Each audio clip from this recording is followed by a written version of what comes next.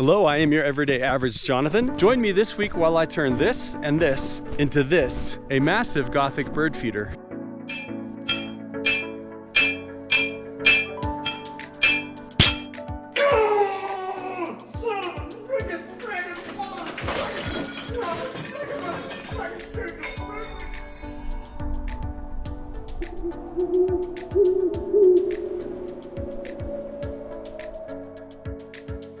Hello, I am your everyday average Jonathan. I'm an ordinary guy with ordinary tools making extraordinary items. This week I received a commission to make a bird feeder. But this is not just any bird feeder. A friend of mine asked me to make. She came to me and said she loves to have the birds of all varieties come to her house and feed. But what she has noticed is the larger birds, which I'm assuming are going to be magpies, crows, and ravens, they're too big to use the bird feeders that she currently has. And she made the grievous mistake of saying, "Would you make me a large bird feeder?" Little does she know that I tend not to make anything dainty, and I really don't make anything that's going to be considered small, I don't think. So we're gonna call this a Gothic bird feeder, and it's going to be large format, and it's going to be made for Gothic birds, i.e. crows and ravens and magpies. It's going to be big, it's going to be heavy, it's going to probably break the tree branch that it hangs from, especially when a large bird comes to land on it. After all, quoth the raven, nevermore. But without further ado, let's get to the shop and get started.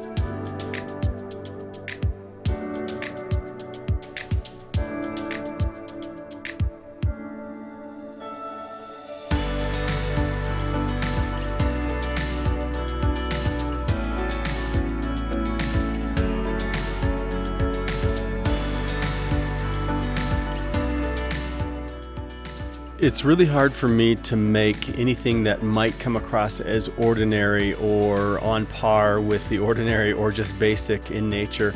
So I was very excited when the notion of making a bird feeder for ravens, for crows, was brought to me, because I think of ravens and crows as a fairly Gothic bird, you know, an archaic bird, one that has a lot of lore, a lot of history to it in its dark visage, if you will. And so making a bird feeder for something of that size, which up on the mountains that where we live, we have a lot of very large birds, from blue jays, which can get fairly large, all the way up. So to make something that would fit for them, it was something that I had to think out of the box. And I'll be honest, I did look at quite a few pictures of bird feeders, but I couldn't find anything that represented a bird feeder for a large format bird. So going to make this from ground zero. What I did plan on doing, because I wasn't sure quite how to get the food out at the bottom, other than the little niches that they would come out, was I was going to taper it slightly down from the top, which would be a larger opening, slightly tapered down to the bottom where the tray would be at the bottom. Other than that, that's really all I had in terms of design. I wasn't going to make this more than four-sided. I didn't want to tackle something at the same time where I knew I was going to be putting plexiglass into that and make it all sorts of facets that I had to bend the plexiglass into. My skills in geometry and my ability to make things that are geometrically shaped are fledgling at best, are very elementary at best. I thought that this would take a lot more of trial and error, and by sheer luck, and to my surprise, I was able to cut out a lot of these things with the angles that just sort of came to my mind at the time, and they seemed to work. There was a lot of welding involved in this. I did want to make this as watertight as possible, because the environment where this is going to be out is a harsh environment. The snow, the rain, the wind, the driven snow and sleet are a real thing in Colorado, northern Colorado, at 8,000 feet plus.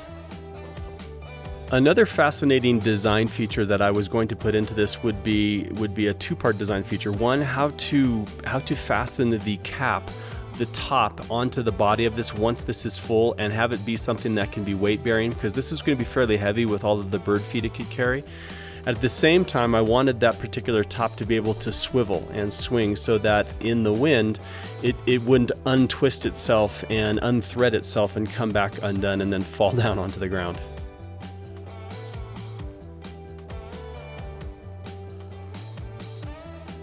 And let there be no doubt, there is no way that I have the skill set or the brain power to make the taper that I'm talking about. This top square section that you see here, that's 8 inches in diameter. The bottom is 6.5.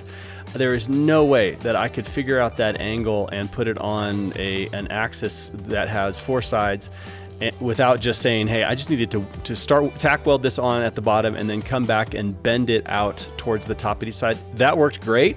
but I tried for a while to get my little brain pan to capture what I needed to do in terms of angles to do that. Failed miserably. So bending, away we go bending.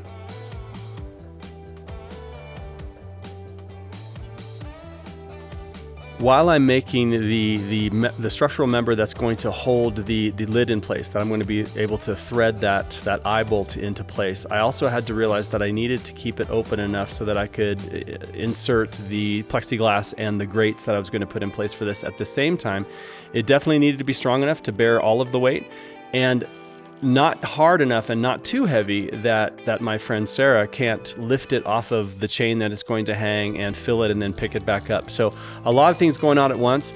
In all honesty, I still think I failed on one of those, which is probably that it is certainly quite heavy. Once Sarah gets it down onto the ground, I'm sure that she can unthread it and loosen it to her heart's content. But while it's full, her hanging it back up on a tree might be a real point of difficulty for her. But as in a lot of things, I go ahead and make it and then let the owner sort that out. Here's another trial in geometry, making this tray that tapers upwards from the bottom slightly. I don't know if 45-degree angles would work on that. I chose 35-degree angles, and somehow, out of sheer luck and just a basic decision on that, they worked great.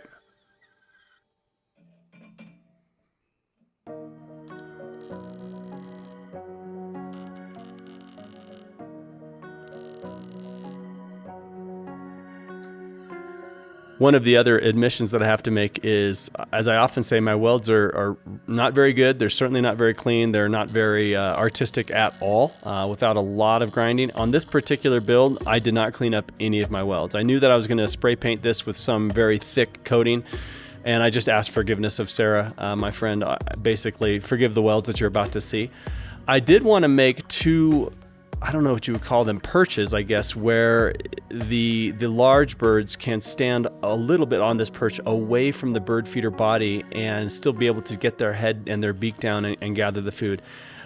I don't know how that's going to work, but I was told that the birds are smart enough that if they need to, they can sort of stand and bring their head down at an angle. So we'll see. Also, it is not any, I cannot make things ordinary, as I mentioned earlier. So I had these I guess you would call them horns or spikes laying around from another build that I had done, and I just thought it would be rude if I didn't put these on there and give this thing a little bit of teeth, a little bit of edginess to it. After putting these on, when I look at it, to me, it kind of has a little bit of a Japanese pagoda or Chinese pagoda look to it. Not what I was going for, but either way, it adds a little bit of character to it.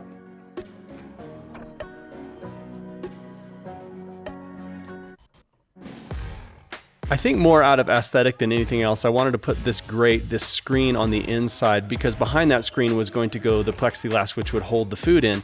But for some reason, I just thought that it would make more sense for that screen to be there, giving it a little bit more structural stability so that the plexiglass wasn't holding back all of this heavy bird seed, especially during thaws and freezes and warming cycles. I had this truck bed coating or under coating for trucks, spray paint laying around, and it's very viscous, very thick stuff. I thought it would be perfect to sort of weatherproof this.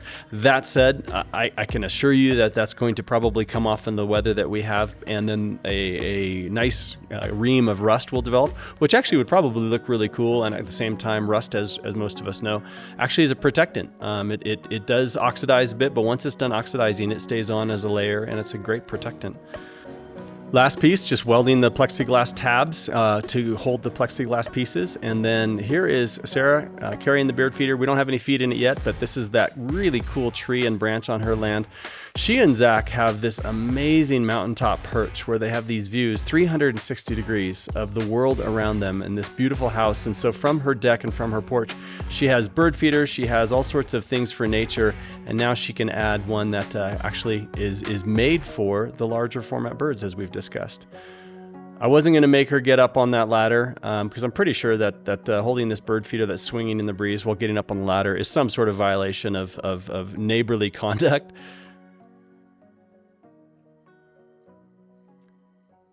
But without any doubt, you cannot ask for a much more picturesque place to hang a Gothic bird feeder. And here she is in her Gothic gloomy glory, waiting for the ravens and the magpies and the crows of yore to come and feed. I'm asking Sarah, I'm hoping that we can get some pictures of them feeding, but it might take a little bit for them to realize that there's a feeder here. Thank you for joining me for that build. That was just a very pleasant, very fun, interesting build. A bit of a departure. I don't normally make things that I would call maybe more domestic in nature. The cool thing about that bird feeder is that it could also be a lantern, perhaps. It could also be a censer, like you might see in a Orthodox church somewhere in Europe. It could also be your very Gothic mace at some point, and you could clobber an enemy with it, perhaps. There's really not a lot of takeaways from that build, other than I'm patting myself a little bit on the back. It feels like I got the design, the measurements, the setup and the layout pretty good. It encourages me a little bit to see that. It makes me think maybe I'm getting pretty good at laying things out, and then I think, nah, probably just sheer luck. The only other takeaway is one of gratitude, and it's great to have friends, people in your life like Sarah and her husband Zach. Not only have they both come to me with commissions for some things, but they also support what I do and offer me ideas. They come to me and they say, have you considered this? This would be really cool. You should try this. You could totally make this. So they're supportive, they're encouraging. At the same time, they send me commissions. So I'm very grateful for both of them for that. Next week, I will be starting a significant departure for me. I came into possession of a 100-plus-year-old antique parlor table that was in all matter of pieces laying about in some good friends of mine's garage, and I took it upon myself and volunteered myself to restore it. We'll see how that goes. I'm about 50-50 on trying to restore things, if I am to be honest. Thank you for joining me. If you like builds like this that are interesting, fantastical, whimsical, sometimes practical, but mostly not, check out my channel for other builds for weapons and armor and doodads and novelties, things like that. Until then, God bless.